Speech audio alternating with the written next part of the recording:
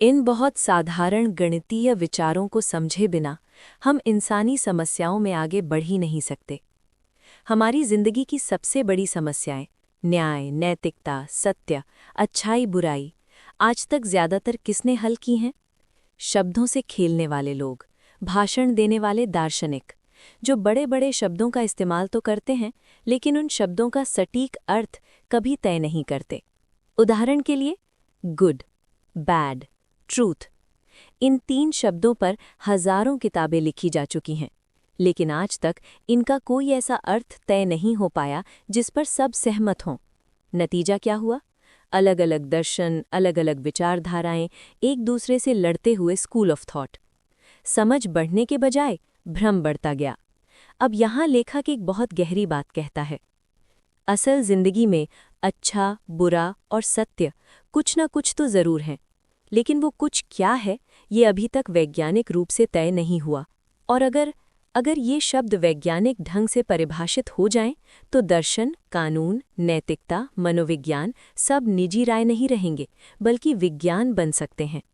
मान लीजिए एक जीव बढ़ रहा है। उसका शरीर 3 चीज़ों पर निर्भर करता है: सतह, आयतन, भोजन, यानी एनर्जी। अब ध्यान दीजिए, सतह बढ़ती है स्क्वायर के हिसाब से, आयतन बढ़ता है क्यूब के हिसाब से। गणित में इसे ऐसे लिखते हैं: 2 की घात 2 बराबर 4, 2 की घात 3 बराबर 8, 3 की घात 2 बराबर 9, 3 की घात 3 बराबर 27।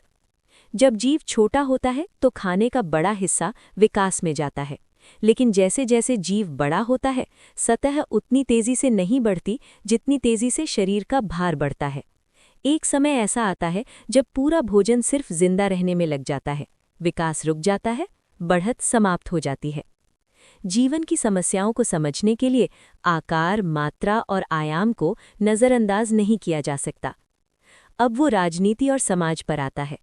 एक प्रसिद्ध लेखक के शब्दों को उद्धृत करते हुए कहा गया, प्रकृति में न कोई न्याय है, न कोई नैतिकता। ये नियम केवल मानव समाज के बनाए हुए हैं। लेकिन समाज, सभ्यता और राजनीति आखिरकार प्राकृतिक नियमों के अधीन होती है, और ये नियम कई बार नैतिकता के खिलाफ भी जाते हैं।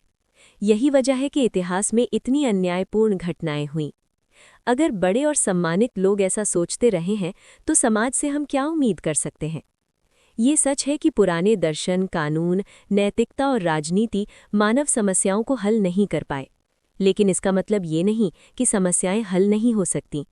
इस सोच को समझने के लिए किसी विशेषज्ञ की जरूरत नहीं, जरूरत है सिर्फ खुले दिमाग की, ईमानदारी की, पूर्वाग्रह से मुक्त सोच की और थोड़े से सामान्य ज्ञान की।